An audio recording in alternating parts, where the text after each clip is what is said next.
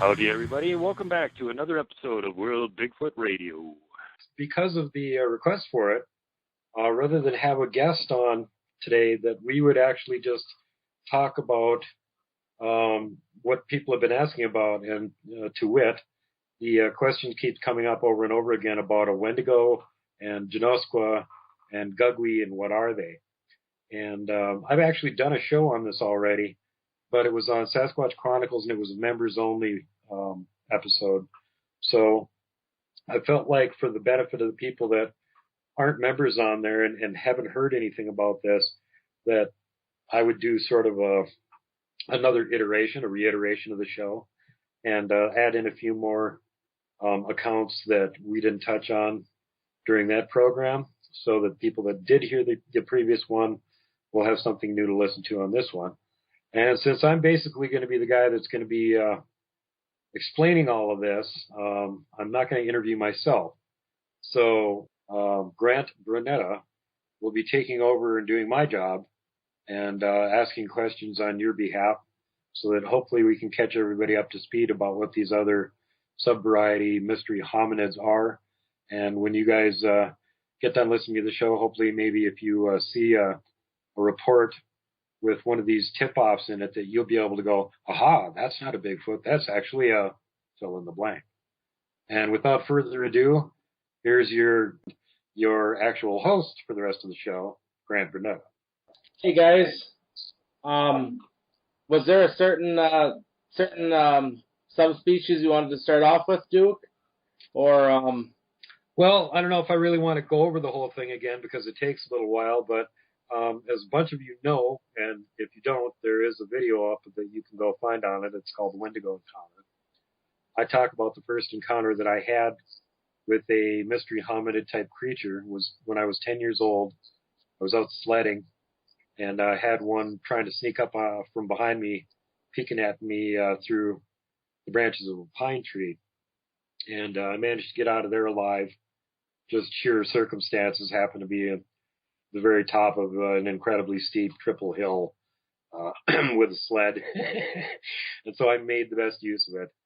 But that's what set me on the course of being interested in Bigfoot and really wanting to find out more about it, what its habits were, what it was.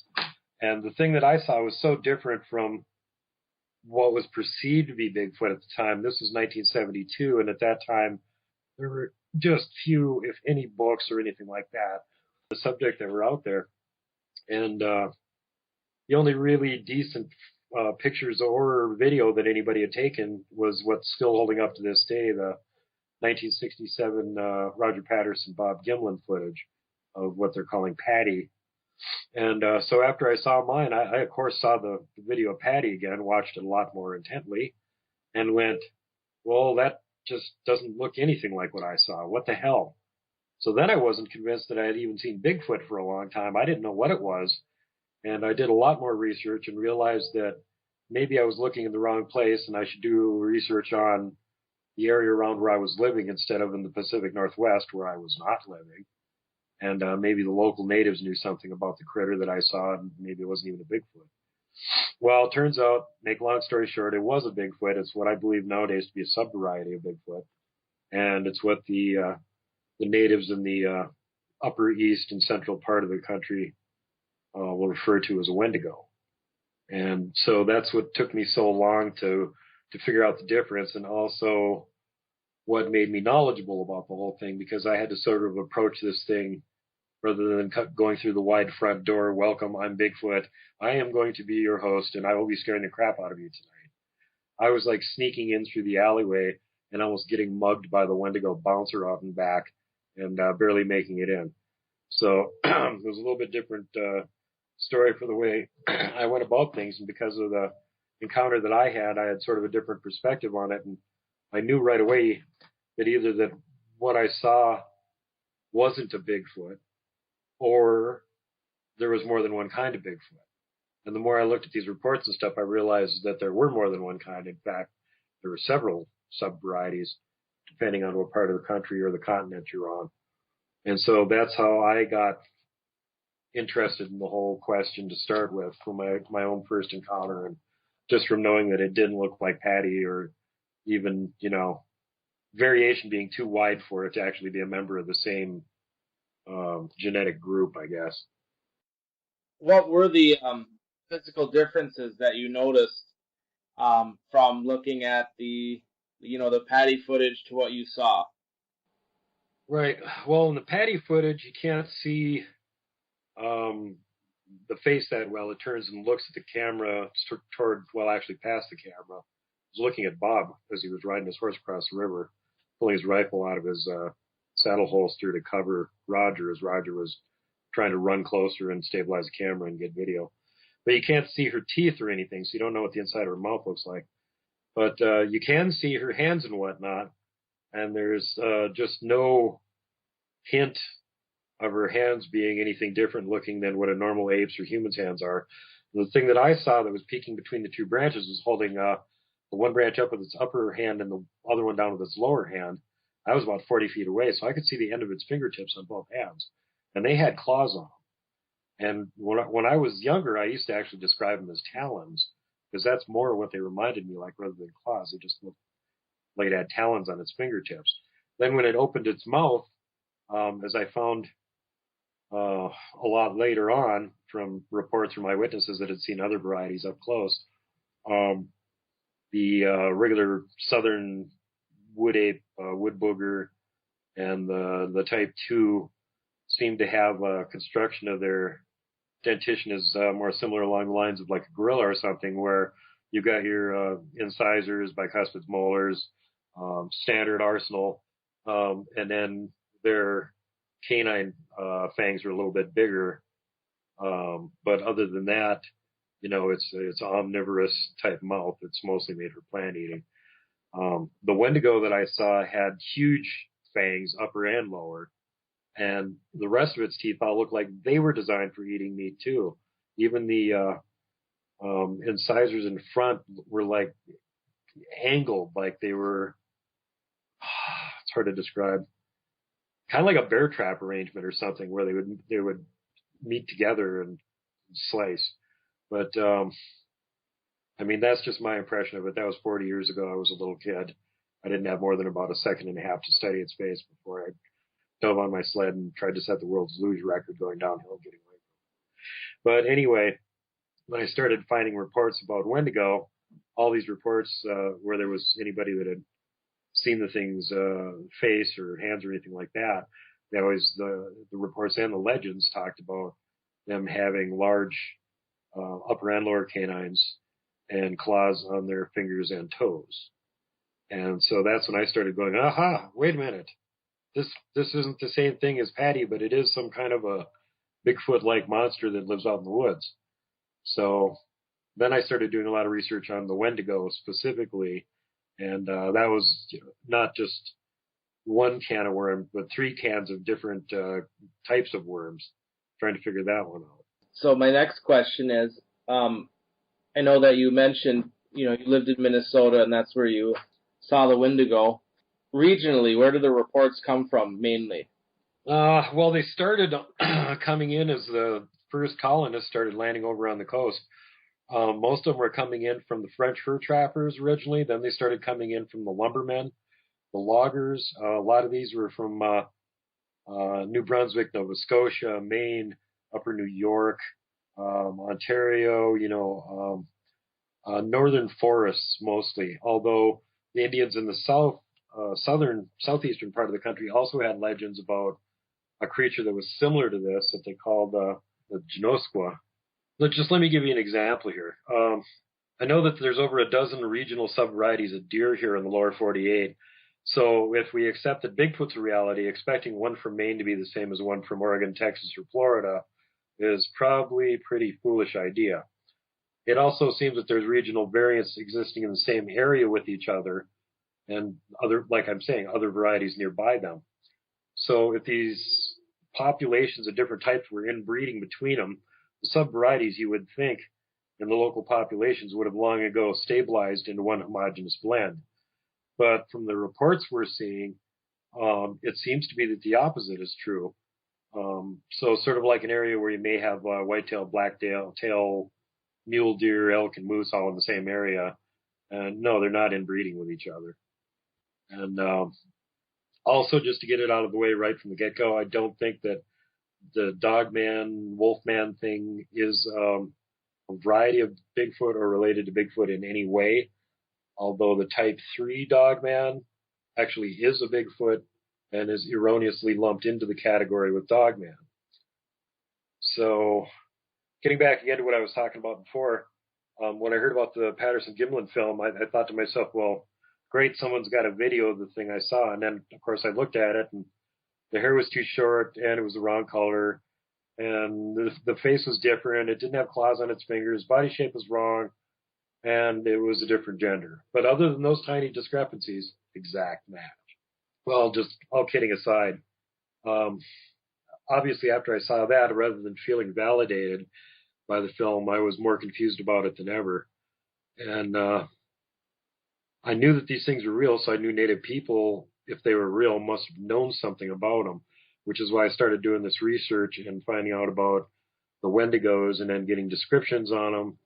And the whole thing gets really confused because there are old news articles of these things going back, all the way into the 17 and 1800s, but they're usually discounted as escaped gorillas, mountain giants, yahoos, wild men. Of course, they never used the word Bigfoot. They didn't have that word until the 1950s. So sometimes it's sort of difficult to know what they're talking about. But when you get to like regular names, for example, okay, if these things were real, then the natives would have known about them, right? That just makes sense. So if the natives knew about them, that means they must have had names for them, right? So theoretically, if these things were Bigfoot, they would only have one name for Bigfoot. But if they weren't Bigfoot, they would have a name for this and Bigfoot. So I figured, okay, well then the tribes on the East Coast just call Bigfoot Wendigo, right? That's all it is. And as I did more research, I found out that might not be right either. Because nearly every tribe has a name for Bigfoot. Many of them, of course, have rather unpleasant meanings. But some of these tribes have 2 or more names for Bigfoot as well. Now, why would you have more than 2 names for the same thing? That just doesn't make sense. What other, groups of people or tribes or civilizations give the same animal multiple names? Unless it's something you domesticated and you're making like breeding subvarieties or something, why would you do that? So, but even if you eliminate the gender-specific names like a wild man or a wild woman examples, there's still at least 22 of the 32 tribes known to me which have multiple names for them. And it seems redundant, at least at first, but then when you begin to look at how the names translate, they start standing out into certain groups according to their meanings. And the names seem to begin to convey different behaviors, and I believe independent subvarieties of the Bigfoot-type creature being seen and described. And like I was saying, we can't cherry-pick this information and remain objective and go, on the one hand, oh, the natives knew about Bigfoot. Look, they have all these names for it. And then on the other hand, go, well, there's only one type, though. Even though they've got multiple names, they're just talking about the same creature, right? I don't think so.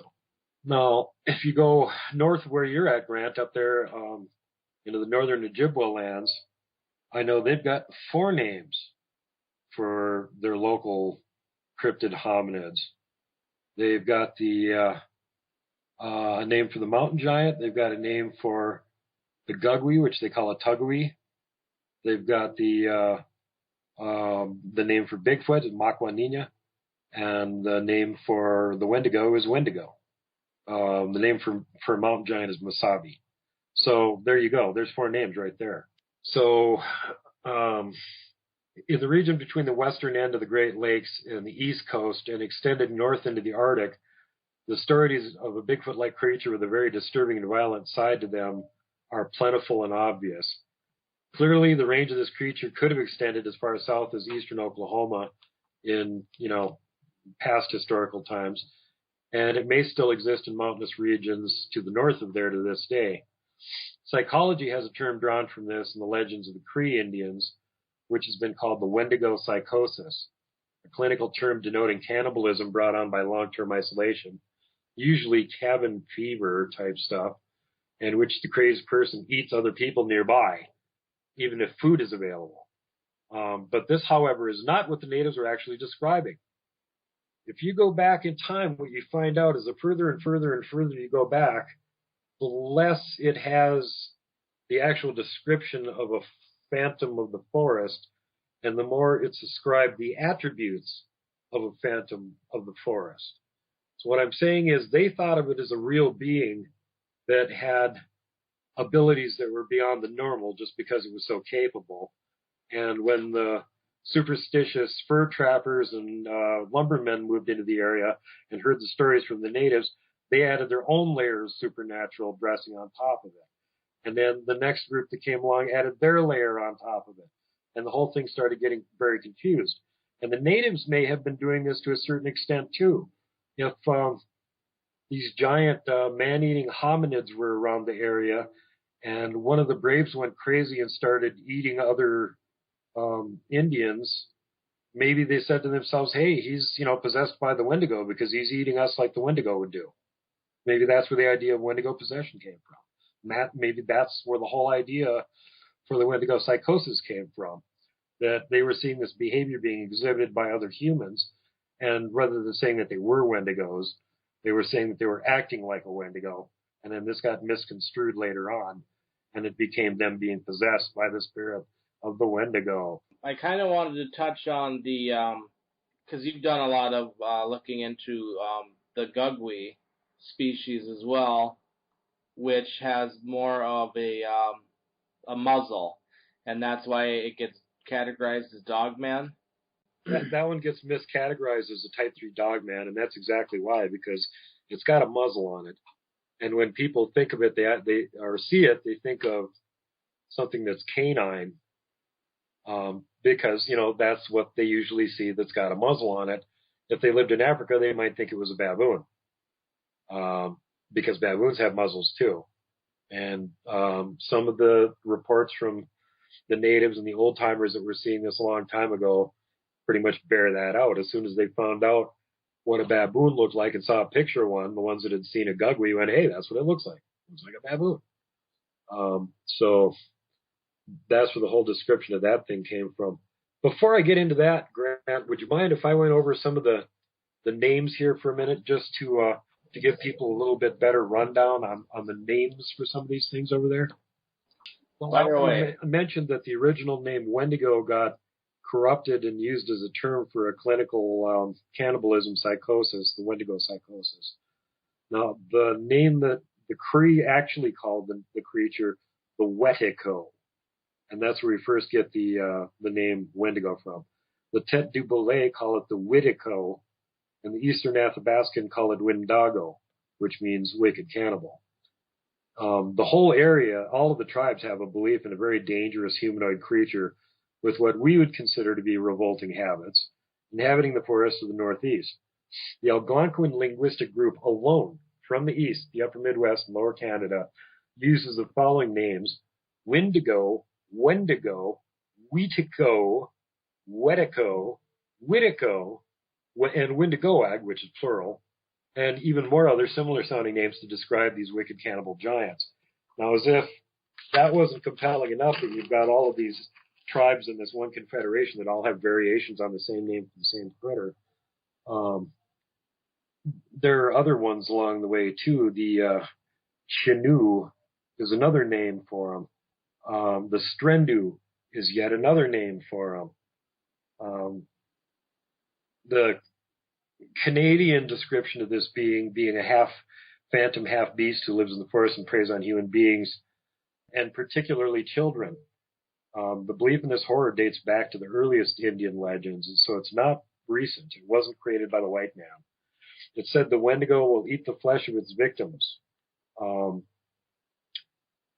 One account from the 1800s in the area of the Ojibwe, as I was just mentioning them a little bit ago here, tells us of the Muskegos, who inhabited the low and cheerless swamps on the borders of Hudson's Bay, who, reproached by other tribes and were said to be cannibals, But they themselves, the Muskegos, claim that it was those others that live in the bush nearby that they were in constant fear of, the Wendigo. According to the Reverend Joseph Guinard in his article, Whitico Among the Tete de Belay, the Whitico wore no clothes. Summer and winter he went naked, never suffered from cold. His skin was black like that of a Negro. He would rub himself like the animals against fir, spruce, and other resinous trees. When he was thus covered with gum or resin, or sap, or pitch, he would go and roll in the sand and rocks so that one would have thought, after many operations of this kind, he was made of stone. The voice of the Whitico is said to be strident and fearful, and more reverberating than thunder. He is a huge individual who goes naked in the bush and eats Indians. Now, similar behavior and applique armor installation are also ascribed to the Passamaquoddy Chinoo, like I mentioned before, who they said would rub themselves all over with fir balsam, then roll themselves in the ground so everything would adhere to the body.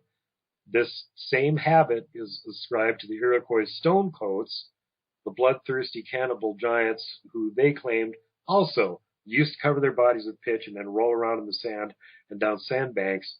And also, according to John Cooper in the Cree-Whitico psychosis, the Chinoo of the Micmac, Whitico of the Cree, and stonecoats of the Iroquois all seem to be a description of the same horror. So the Strendu were, let's see, the Huron and Wyandot around Lake Huron, they described the Strendu as having extraordinary size and powers. Some descriptions have these beings half as tall as a tree and equally large in proportion, bodies covered all over in flinty scales, which made them almost invulnerable. According to Hartley Burr Alexander in Mythology of All Races, the Iroquois and stone giants of New York, as well as similar beings among the Algonquins, belong to a widespread group of mythic beings, of which the Eskimo Tornit is another example. Huge in stature, unacquainted with the bow, and employing stones and logs for weapons. In awesome combat, they fight one another, uprooting the tallest trees for weapons and rending the earth in fury. Commonly, they are depicted as cannibals. Of course, if there is any historical element to these myths, it is colored and overlaid by wholly mythic concepts of stone-armored titans and demiurges. Now, the other term for the Iroquois stone giants, which you folks may have heard from, comes from the Seneca, and it is Ginosqua, or Genosqua. So, at this point, if you ask, is the Wendigo and the Genosqua the same thing? The answer is yes, they are. I just use the term for Wendigo to mainly describe things around the Canadian border and north of there, and Genosqua for anything that sounds like the same kind of creature from south of there. So in the future, to avoid any confusion, just keep that in mind. If I say Genosqua or Wendigo, it's the same creature. The only difference in the appellation will be solely dependent on location. So the other one you wanted to know about was the Guggwe. Well, in the forest of Maine, the Penobscot tell of the Kawakawi, again, a giant cannibal monster. And also the Micmac mentioned the dreaded Guggwe. And some regions had something perhaps worse than the Wendigo, and this may have been it. A cannibal monster with big hands and a face like a bear's, according to Elsie Clues Parsons in Journal of American Folklore, 1925. And the question arises, does a face like a bear's allude to a hairy face or having a snout like a bear? Well, in the book The Micmac Indians in Eastern Canada, Ruth Sawtell Wallace and Wilson D. Wallace mention that Guggwe's is a grotesque creature. In the turn of the century period, he was commonly compared to a baboon. By the 1950s, more emphasis is being put on the description of him as a giant. So for this just says to me, baboon snout on giant body. The Guggwe, I believe, is the name of the baboon face subvariety of Bigfoot that people run into occasionally. So I've been researching them as similar to the Wendigo, but different from, because they did exist in the same area that Wendigo legends came out of, and clearly the native tribes there thought of them as two different types of creatures. Also, the Guggwe may have gone from its territory on the coast and presumably northward. I still keep hearing reports from upper and central Canada that the bear man, which is what they call it up there, is alive and well running around and being spotted up there. But you don't hear reports of anybody seeing them down here in the lower 48 very often. And I think, for two reasons. First of all, they probably like having less humans around than a couple of the other subvarieties will put up with, and like a bigger range. And the other one may be that they're more adapted to cold like the Wendigo are and just don't like being too far south where it's too warm. I'm just guessing on this one based solely on where the sightings are happening, and that as you go further north, there tends to be more of them. Yeah, so it kind of sounds like all these subspecies that we're kind of going through are a lot more aggressive than your typical patty type Bigfoot. Yeah, and the natives that had them in their areas also usually have mention of the fact that these things don't get along with each other either. The regular type 1s and type 2s do not get along with the Wendigo. Nobody gets along with the Guggwe. If these things try and move into areas where there's already troops of regular Bigfoot living, the chances are that they're going to be getting themselves into a fight and probably getting chased back out of that area again. So they just, if they get displaced from where they're at, they may not have much option other than to try and go out into the middle of nowhere or just keep heading further north where there's less and less humans, assuming they can figure that out. I just don't know about that. But it does seem that when they're spotted, they're generally further out in the middle of nowhere, where you'll have type 1s and type 2s hanging around fairly close to civilization in some cases, because they're sort of doing the same job as a bear. They're an omnivore, and they're an opportunist and occasionally an ambush predator. And they just do the night shift more, and the bears do the day shift. So where you would expect that maybe bears would raid your garbage can or something on the outskirts of town, well, you can pretty much expect Bigfoot to do the same damn thing. If they're living around the area, it's an easy to get at food source, and there's not, a whole lot of anything else available. It then becomes worth it for them to go raid your trash can. So, you hear about this kind of stuff from 1s and 2s, but you almost never hear about it from a Wendigo or a Guggwe. If it's anything along those lines, it's that they're actually breaking into the house, and usually when people aren't there, and trying to steal all the food in the house. They're not picking through the garbage can occasionally. They just tear the damn place open and ransack it. Come on in. Yeah, you got to wonder, some of these reports of the old fur trappers and stuff up north would come back in their cabin and just be destroyed, and they'd find big bear-looking tracks that coming out of the cabin and stuff, and wonder what's the bear doing awake in the middle of the winter, breaking into their cabin, eating their food. Yes, bears are awake in the winter. Yeah, generally that's the way you think of it. So again, that's it's just one of those weird things about these guys.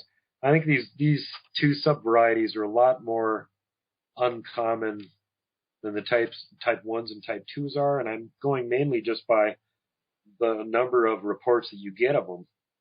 For every 10 Bigfoot reports, there's maybe one report of either one of these types. So it just seems that either they're way further out in the middle of nowhere, we're not running into them as much, or there just aren't as many of them around, and maybe both. All right, Duke.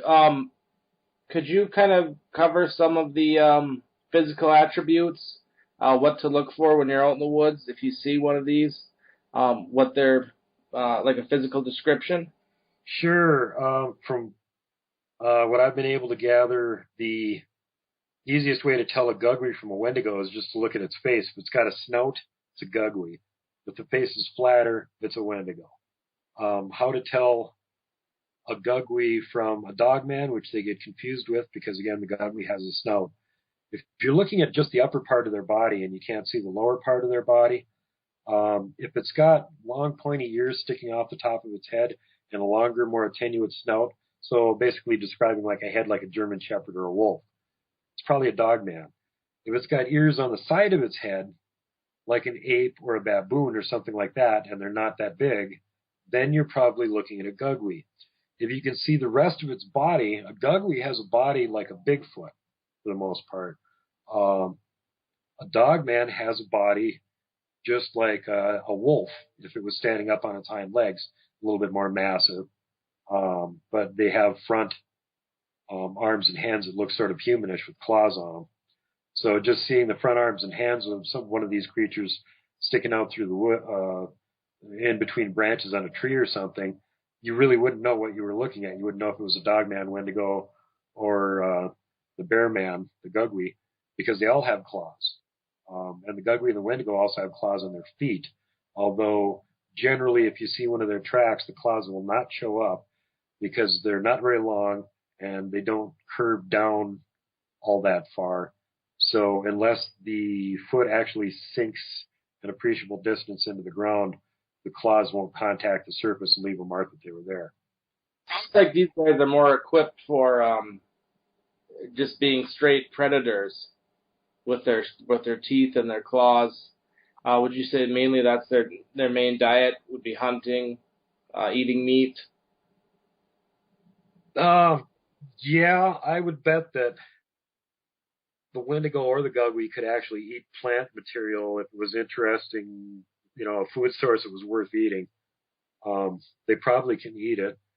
But again, the further north you go, the more you're into an area that, unless you're a huge unguent and you've got 2 or 4 stomachs to digest some of this hard fibrous plant material, there's really nothing that you can eat to make a living off of for most of the year.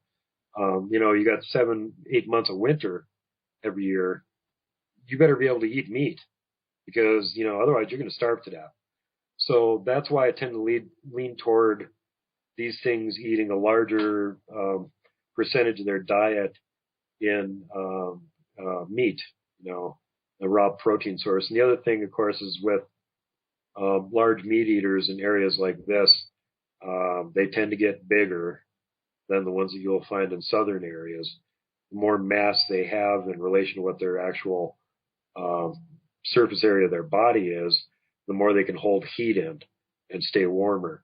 So it makes more sense for them to be thinner and lighter build down in the south and thicker and heavier up in the north, where they're going to spend more of the year in really cold temperatures. And another thing that gets mentioned in all the reports on these critters is that they just seem to be indifferent to conditions of temperature.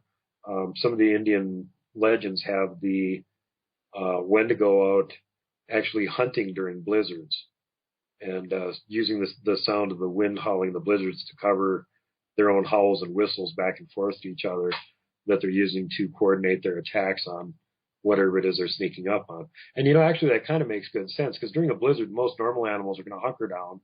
Deer will find like a deep, tag elder swamp or something and go yard up there in a big group and wait for the blizzard to go over. Well, gee, how convenient. If you know where they're all grouped up together, it sure would make it easy to kill a bunch of them. Yeah, especially in a blizzard with no visibility or... Yeah, and the things can't hear them coming until they're right on top of them. Yeah, exactly. I hate to go back, but I when you saw yours, did you get any facial expressions from it or anything like that? There was like a split second of surprise, and I'm not quite sure if it realized how I saw it or if it was just surprised that I saw it. But what had happened was that I had looked back behind me and noticed that something was wrong with what I was seeing. And the third time I actually turned and looked back again, I realized what it was is that the trunk of the big pine tree that was off to my rear on my left-hand side, if I turned around, it would have been on my right-hand side. There's this huge pine tree there, and it had 3 trunks. One had bark on it, 2 had long gray and white hair on. And, tree trunks don't look like that. So I looked up, and that's when I saw its face up about 9 feet, peeking in between the branches, looking at me. And when I looked at it initially, it for like a split instant maybe, it seemed like it registered that, I've been caught. It saw me. But it didn't ever look like it was scared or concerned or anything. And the very next thing that it did after that was grin at me. What do you think that grin's about? Well, it didn't infrasound me. It didn't growl at me or anything. At the time, I didn't know what it was. I mean, as a little kid, I could have went, "Hey, it wants to be my friend. It's grinning at me." But it was so obviously not a friendly gesture that I took it for actually the way it was intended, as a threat. Jumped on my side and got out of there. As it turns out, all the great apes do that, and you should never smile at one because they think that's a threat. And when they smile at you, it is a threat. What they're doing is they're showing you their teeth, and they're saying, "Hey, this is one of the weapons that I've got to rip you into tiny pieces. Keep your distance." If they ever see one of these guys, don't smile back at one. Yeah, don't smile at them. Looking them directly in the eye is not the best idea either, especially if you think you might be dealing with the alpha male of a troop or something. That's like, saying I'm challenging you for domination of your troop. That's interesting that you said that about looking them in the eye, because I've been at a zoo where they had some, even smaller monkeys or whatever, and I did that. I looked one in the eye, and God, he came at me. Obviously there was a cage, but boom, he was there rattling the cage. So. Yeah, they all sort of have that's one of the similar behaviors that most of them seem to exhibit too. That if you look them in the eye, it's a challenge, and if you flash a grin at them, that's a threat. So it's just one of those odd things that seems to run through not just the great apes, but most of the primates too. So I guess it makes sense that they would do something like that. All right, Duke, so did you have any other encounters? Well, I got a whole bunch of different encounters and stories about the Guggwe and the Wendigo, and I'd like to just go over some of the basic ones. And some of you folks out there have actually maybe heard one or two of these before. First off, out of the far north here in the Alaskan district north of Bristol Bay comes the story of Charles J. Dumbleton, sourdough prospector many years in the Yukon and Klondike. After having returned from a season of prospecting 125 miles from the nearest settlement, and wow, that's out in the middle of nowhere, he says the wild man is so feared by those few in the area that they've drawn a voluntary map of the area that they can be safely in. The border to the north they will not cross, and those few who have never returned. The Terror's Empire is a vast region between the upper south-flowing Nashogak River and the west-flowing middle course, the Kuskokwim. The local trappers draw their border at the King Salmon River. This area on maps, even to this day, is still an unexplored white patch with dotted lines for streams. Another one here from Edward Smith has an article entitled "Cavemen Roam the Rockies." This came from Winnipeg, Manitoba, Free Press, August 24th, 1940. And it says, "Men have disappeared in the Rocky Mountains. They have vanished. No trace has ever been found of them again. If marauding animals or savage natives had attacked them, the question of their fate would be easily answered. Therefore, it is asked, were Sasquatches responsible? Only the Rocky Mountains know the answer, and they're strict guardians of this secret. Most of the Rockies is still to this day an impenetrable barrier, a mighty unsolved secret. What lies in some of those deep gorges and some of those lonely valleys, awesome abysses, chasms, and mist-wrapped peaks, not to speak of the silent depths of the brooding forest between? Will these impenetrable mysteries ever be completely known to men? According to those people who have seen these cavemen, they're enormous, perhaps twice the size of an average man, and varying in height from 7 to 9 feet, each monster having the most terrifying, repulsive, and savage expression. So established now has the fact of their existence become that people are commonly using the word Sasquatch to describe them. Now we got one from the Coleman, Alabama Banner of April 16, 1942. The story of a Mrs. George Chapman of Ruby Creek. You probably heard this one before. She reported that a hairy giant, note the size, 10 feet tall, and having the shape of a man covered with shaggy brown hair, had chased her and her 4 children from their home in the woods. She said, "We fled to the woods and stayed there in the pouring rain for 3 hours before we dared go back to the house." Unquote. By that time, she said, the giant had gone, leaving his tracks in the soft ground on the bank of the Fraser River and around the woodshed, which was wrecked, apparently in its search for food. These tracks were 16 inches long, 8 inches across the front, and 5 inches across the heel. They brought in a bunch of local woodsmen, experts, white settlers, and Indian leaders who all came to examine the tracks and agreed that these tracks could have been made by a giant bear who came out of the mountains to forage for food and walked entirely on his hind legs. What's wrong with that explanation? That's utter hogwash. What made him think it was a bear's track? Was it because they couldn't find any front footprints in evidence? Why did they think it was a giant hungry bear that walked exclusively on its hind legs?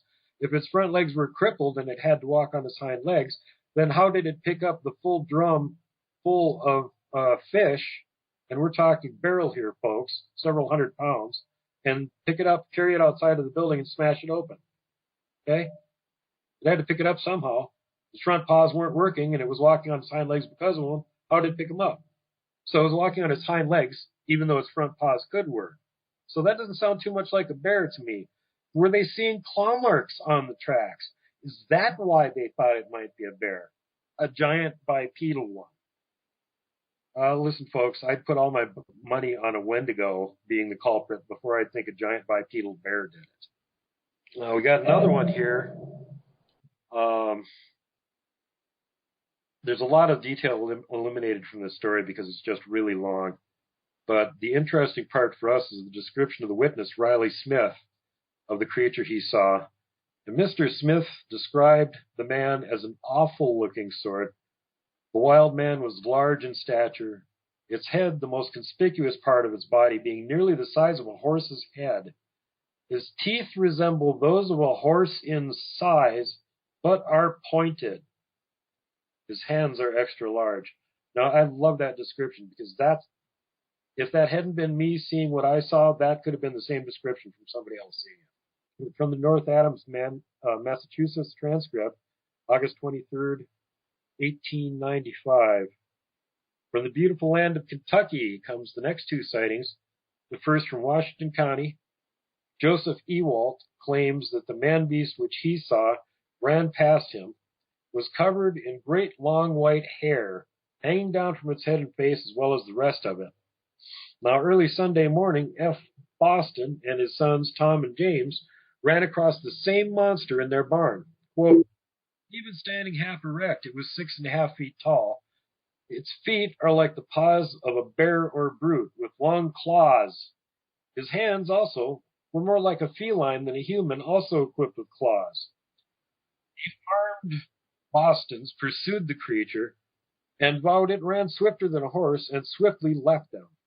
This is from the Lincoln, Nebraska Evening News, November 14, 1894. There is another report here from a village named Buena Vista in Girard County. The description of one cited by Jim Peters, a local farmhand, is that, quote, its long hair streamed down its back and breast in a matted mass and covered the face, and its fingers and toenails were long and curved like talons. And that came from the Reno, Nevada Evening Gazette, March 27, 1907. We also have 2 interesting reports from Minnesota here.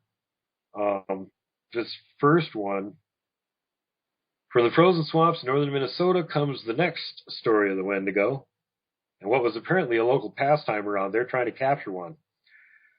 According to this story, on at least one occasion, they were successful. This is from the London Times, and yeah, I'm talking about that London. January 4th, 1785, a short article on the capture of one 200 miles north of Lake of the Woods, and that it had arrived in France for exhibition. The creature was 7 feet tall, and when the party of Indians who captured it attested that when it was caught, there was half a bear found lying beside it, which it had just killed. A gentleman named Robert Lincoln, an agent of the New York Western Lumber Company, about January 14th, 1839, had a report from his men having seen a huge monster in the forest on the branch of the Mississippi River. He immediately set his native hunters the task of capturing it. By January 21st, they had located the general area where the creature was lurking, and Mr. Lincoln and many well-armed men set about pursuing it. Now, I should mention at this point that Mr. Lincoln was there to set up a lumber mill. They owned the entire area. They had bought it. They were going to set up a lumber mill there. They were going to have all of the workers that it took to build the lumber mill and the lumbermen actually cutting down the trees and supplying the lumber to make the lumber mill with, and the natives to run around and do all the hunting for him. So this guy had a lot of people there with him. Very rugged, tough people that were pretty well damn armed. So when it came about that the natives showed up and said, "Hey, boss, there's a monster out there around the woods. We may have some trouble with it." He went, "Perhaps we should go capture it. We have nothing better to do. Go find it." So after a week of out there looking around for it, it was spotted, and they gave chase to it. And of course, when they did spot it, it let out a fearful shriek which echoed through the forest, and it fled. The pursuit lasted over an hour, and it ended when it was chased out onto a prairie, whereupon it turned and charged the group following it. Mr. Lincoln, fearing for his own men's safety, but having ordered them to take it alive, took it upon himself to fire a load of buckshot, and we're talking like double-aught buckshot here, folks, into the creature's thigh, knocking it down. At this point, the natives swarmed the beast, and after a fearsome struggle, bound it with ropes, built a litter, and carried it back to camp. Well, the thing here is that this thing, if you had shot an average human in the leg at close range with double-aught, you would have blown his leg off. So even though it didn't blow the creature's leg off, it probably incapacitated him pretty well.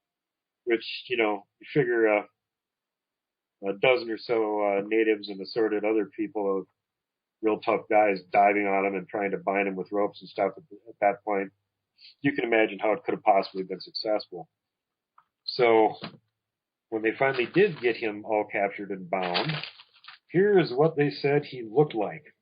Quote, "He is a horrid-looking creature, about 8'3" high, when standing erect, and his frame is of giant proportions in every part.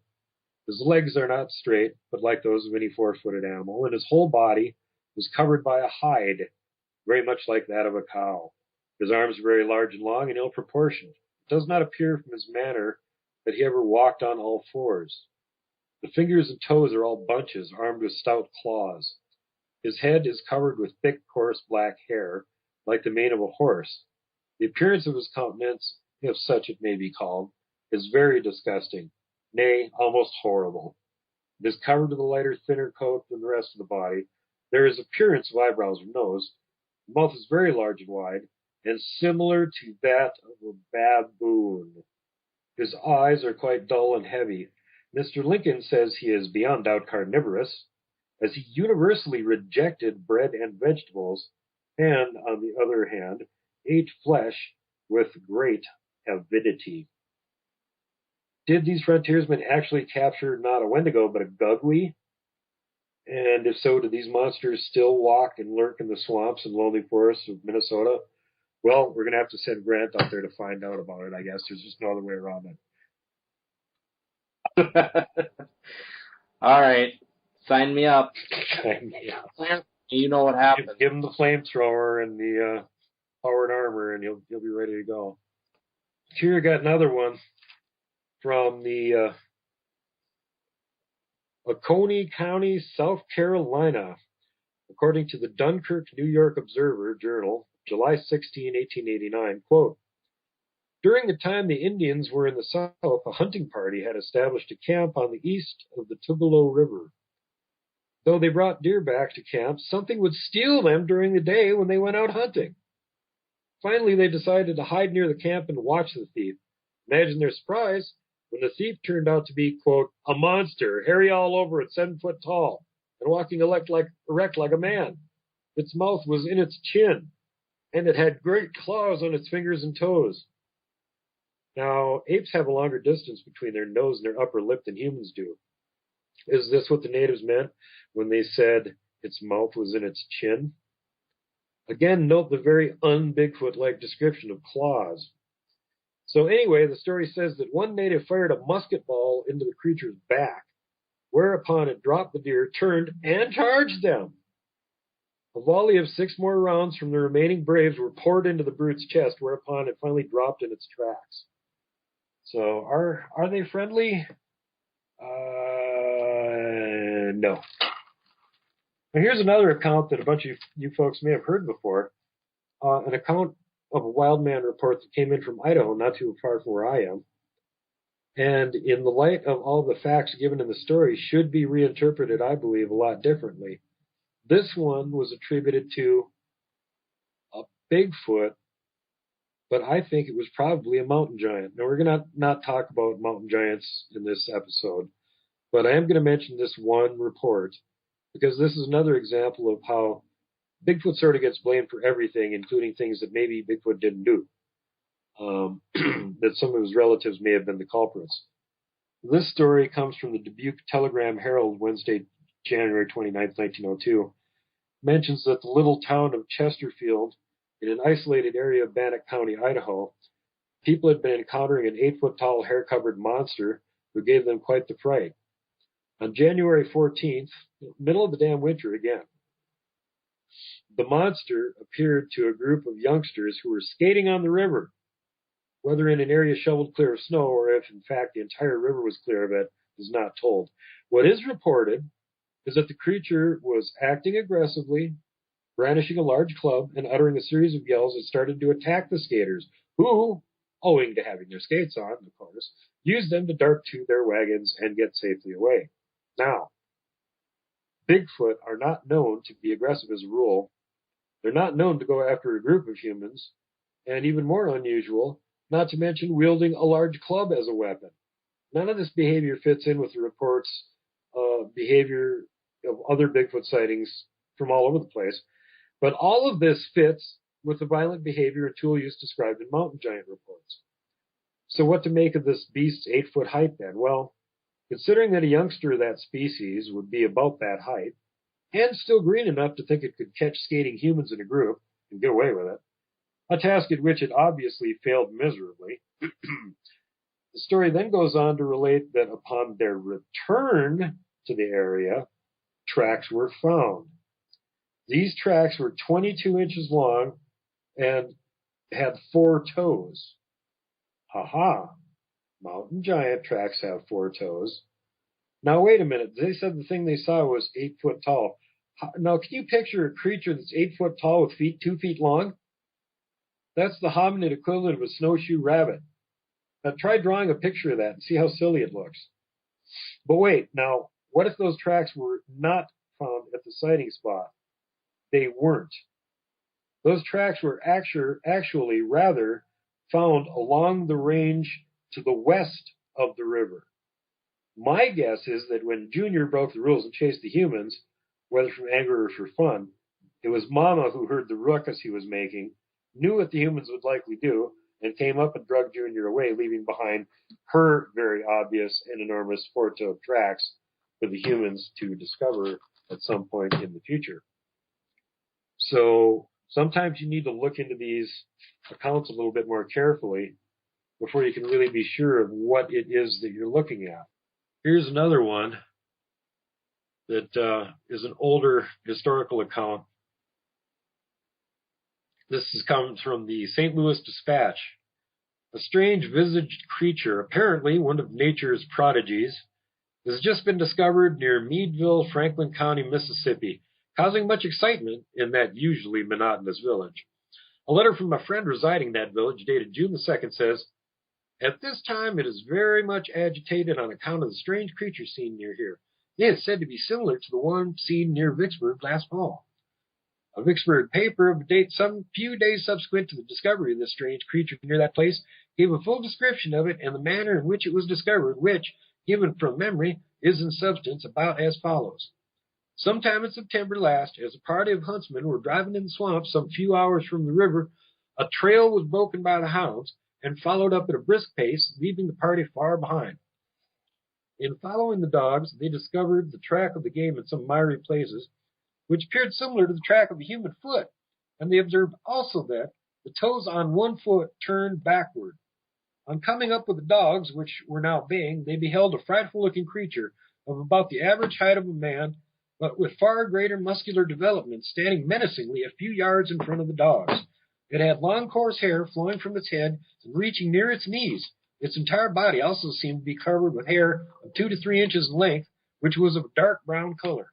From its upper jaw projected 2 very large tusks, several inches long. Its head and face, as well, could be determined from the distance of the observers, bore a striking resemblance to that of the Negro, except that the chin and the cheeks were covered with long hair. On the near approach of the hunters, it fled with great rapidity toward the Mississippi River and was not overtaken again until within a few yards of the bank. When the party came up with the dogs the second time, the monster was standing erect before them, none of them having yet dared to clinch with it. But when the dogs were urged by their masters, they endeavored to seize it. When it reached forward and grabbed one of them, and taking it in its hands, pressed it against its tusks, which pierced it through and killed the dog instantly.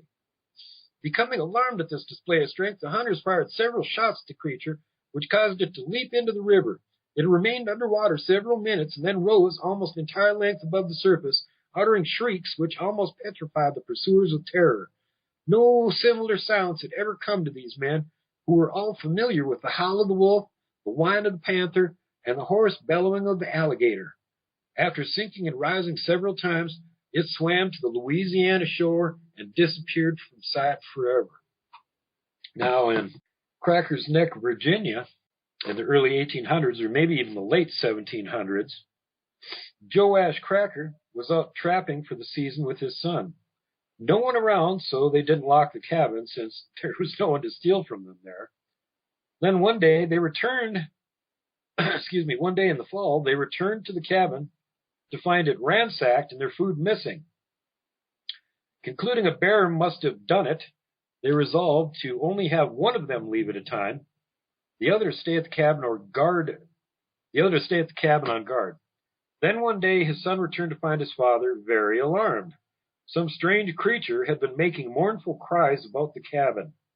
After this, they again resolved to stay together, and this they did, piling up many furs until late in the winter, when they began to pack everything up in preparation to leave the cabin. The son went out and shot a number of squirrels early in the day for their lunch, while his father remained at the cabin to finish packing. But upon his return, young Cracker beheld a scene that chilled him to his bones and made his eyes bulge in horror and the hair on his neck stand up. Just exiting the cabin as he came up was a monster drawn from the heart of a nightmare itself. Young Cracker's heart raced as his eyes beheld this unknown thing. It was much taller than any man and had a thick chest and massive muscles on its upright bipedal frame. The thing was entirely covered in hair and had no clothing. Racing toward the tree line, away from the cabin. In one of its massive hands, at the end of its unnaturally long arm, it held a round object. In stark terror, young Cracker dropped to a knee and took careful aim at the fleeing monster with his musket. He finally realized that what it held in its hand was his father's severed head. He knew he had but one chance to avenge his father, for if he missed, the fiendish brute would be long gone by the time he could reload. Fighting back tears and sobbing, he took careful aim and exhaled, then squeezed the trigger. The flint sent a shower of sparks into the pan, propelling a flash and sulphurous cloud of smoke up to obscure his sight at the thing. But a split instant later, the main charge lit, and a cannon-like boom echoed off the trees around him. He lowered the barrel as the murderous beast took a nosedive and ate dirt. Young Cracker ran toward it, and along the way found one of his father's legs apparently torn off at the hip by the inhuman strength of his merciless attacker. He found the torso of his father further on, and saw how the head and neck had been torn from it with sheer massive strength, and the lethal fury of his savage head-hunting attacker. The neck had also been removed in the attack. He dug a grave near the cabin and placed his father's remains in it. After this, he dragged the body of the monster into a nearby hole and buried it as well, pretty much where it had fallen on its face. The lad spent the rest of the time preparing to leave the area the following morning. However, that night, he could hear inhuman shrieks and wails shattering the silence and near the cabin over and over and over again all night until sunrise. After the longest night of his young life Cracker could ever remember spending, it was light again, and the noise stopped. Daring to go out, he found the grave of the creature was open and empty. There were many footprints of enormous size around it. Taking only what he could carry with him, and his father and his own musket, he departed forthwith, never to return to the area again. Here's another one that you might not want to listen to on a dark, spooky night in a cabin out in the middle of nowhere by yourself. These report details came from trapper Howard B. LeBlanc, a 54-year-old trapper and hunting guide from Kenora, Ontario. The tale was told to Howard when he was a boy by his father, a French-Canadian fur trapper, from when he worked the area northeast of Huntsville, Ontario, as a boy before Algonquin Park was a managed area. At that time, the lumber trade was very active in the area, leading to an influx of hunters and fishermen who used the logging roads to gain greater access to the deep wilderness areas. A father and son from Chicago, Illinois, by the family name of Sears, on a hunting trip for moose in the greater Mattawa River region, guided by an Algonquin Indian French-Canadian guide, Little Jack, more than likely his nickname. The guide Little Jack was a guide of some reputation in the region, who was known for putting hunters onto large moose, and so, of course, was much sought after, having made a name for himself guiding rich tourists and visiting politicians from across Canada and the U.S.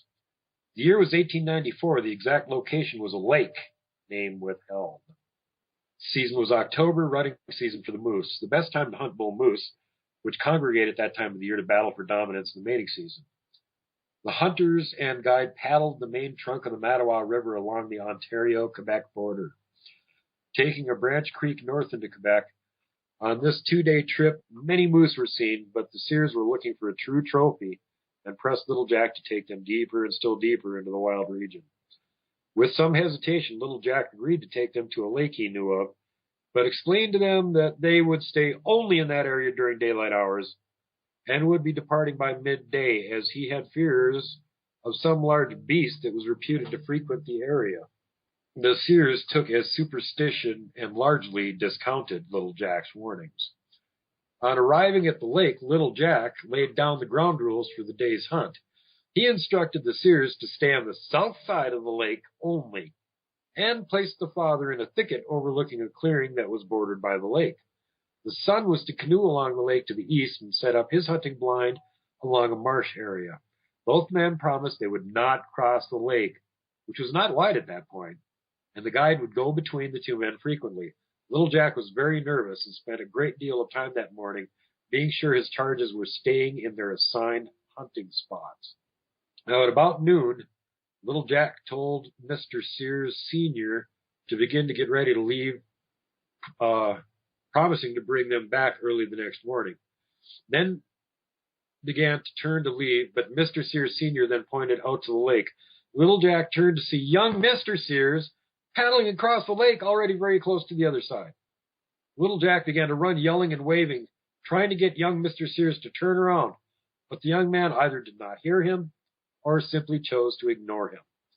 It was at this time that Mr. Sears Sr. noticed a large shape moving in the tree line along the shore of the opposite side of the lake. Thinking it was a moose, he called out to Little Jack, who at this point was about to land his canoe. Little Jack was frantic and turned to tell Mr. Sears Sr. to remain silent. Getting into the canoe, Little Jack began to paddle as quickly as possible, but by this time, young Mr. Sears was already landing and pulling his canoe up onto the opposing shoreline.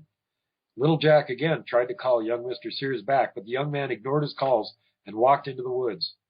In the time it took for Little Jack to cross the lake, he heard the reports of young Mr. Sears' rifle as several shots were fired, followed by silence for a moment. As Little Jack was about to land his canoe, young Mr. Sears came running out of the tree line as if being pursued. Little Jack had no time to land his canoe, but raised his own rifle, firing to shoot whatever might be chasing young Mr. Sears. A large, upright, hair-covered beast that emerged from the tree line after young Mr. Sears. In a few short steps, the beast was upon young Mr. Sears, and the beast reportedly decapitated the young man by grabbing him by the upper torso from behind and then with its other hand simply twisted the young man's head off. Little Jack emptied his gun at the beast in horror, but the beast did not fall. Instead, it carried the body of young Mr. Sears back into the woods, dragging the body by a leg and carrying the young man's head in his other hand. Little Jack, having no more ammunition, returned to Mr. Sears Sr. It is reported that Mr. Sears Sr. insisted on going after the beast, having witnessed the entire event from his vantage point on the opposing side of the lake. But Little Jack refused and almost had to drag the distraught father away from the area.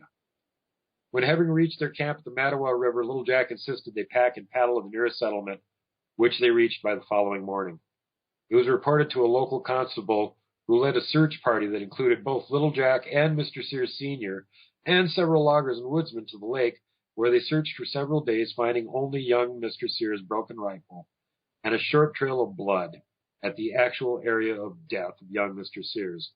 It is reported that the searchers all heard beastly screams and howls on those nights when the search would be suspended due to the coming of darkness, and eventually they all gave up in fear, as each night the screams and howls seemed to be closer to their camp. In the aftermath, Little Jack moved to the Huntsville area. After that trip, his reputation was ruined. He made his living trapping and fishing and was said to have become an alcoholic, drinking away his money when he had any, and living off land, but never too far from town. So the Wendigo is not a pleasant fellow. Now, some of you may have heard of the Beast of Seven Shoots up in Canada. It's one of the more famous pictures circulating around, and there's been a bunch of debate about whether it's a picture of a dog man, or if it's the person who snapped the picture shot a number of them. If I remember right, it was something like 110, 111 shots, and he was just kind of randomly walking around taking pictures of everything. When he shot the picture of the creature of Seven Shoots, he did not see it in the picture. He was just shooting a random picture of an area and continued walking. Really what he was doing is he was walking over, from what I understand, was like an old abandoned train trestle, and he took a shot off one side and then he took a shot off the other side. And when he got back home and looked at him, he saw the shot off the right-hand side showed some sort of thing standing down in the bushes looking up at him. Underneath its arms, it held something white. Well, interestingly enough, someone that I know actually had to investigate a missing dog from the park right next to it the same day that this happened. And the dog was reported missing shortly before this picture was taken. The person who did the investigation talked to the family that lost the dog. This was a full-size poodle, and as you folks know, a full-size poodle is a good-sized dog. It's not one of those itty-bitty little, toy poodles or teacup poodles or slingshot-powered poodles or whatever. Not one of those teeny tiny little things, a regular full-size dog. The thing that took the dog, they had seen take the dog. It picked the dog up, it killed it, put it under its arm, walked off with it. It had a face that had a snout on it, but was otherwise built like a Bigfoot. Did not have dog legs, da-da-da-da-da. It was a Guggwe. So let the mythology of is that a dog man be dispelled once and forever. That's an excellent picture of a Guggwe is what it is. And when we put up this episode, we'll make sure to include some pictures for you guys to look at. Now, the last one that I have here before I go to answering questions from Grant is just a short one, just to let you guys know that by no means are we safe down here in the lower 48. This very interesting Guggwe sighting comes from Pennsylvania. South of Penfield, Pennsylvania, a man who was out walking his dogs on leashes at about 10:30 a.m. in the morning, September 11th, 2014, was walking the dogs on state game land when ahead of them an enormous creature stepped out of the brush.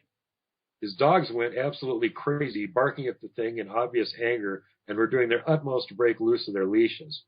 Fortunately for them, the straps and their owner held on. The creature was taking long strides as it moved, but seemed to be in no hurry. In fact, it had short hair or fur, which was dark in color. It stood 8 to 10 feet tall.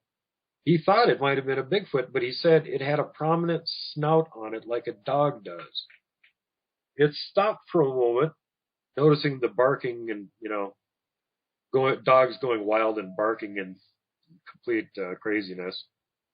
And according to the man, he just had a calm look on his face. He just stopped for a moment, calmly gazed at the dogs and the witness, and then unhurriedly continued walking, and finally disappeared again into the depths of the forest on the other side. So, folks, that was only in 2014, and it was in Pennsylvania. So, just because you're in the lower 48, just because it's daytime, it's another bad sign right there, it's daytime. These, the more aggressive ones don't seem like they really care a whole lot if you see them. And if you do see them, it may be because they're letting you see them because they're planning on killing you anyway. So it's best if you ever see one of these things to go in the opposite direction at a brisk pace. And I do not advocate running from them.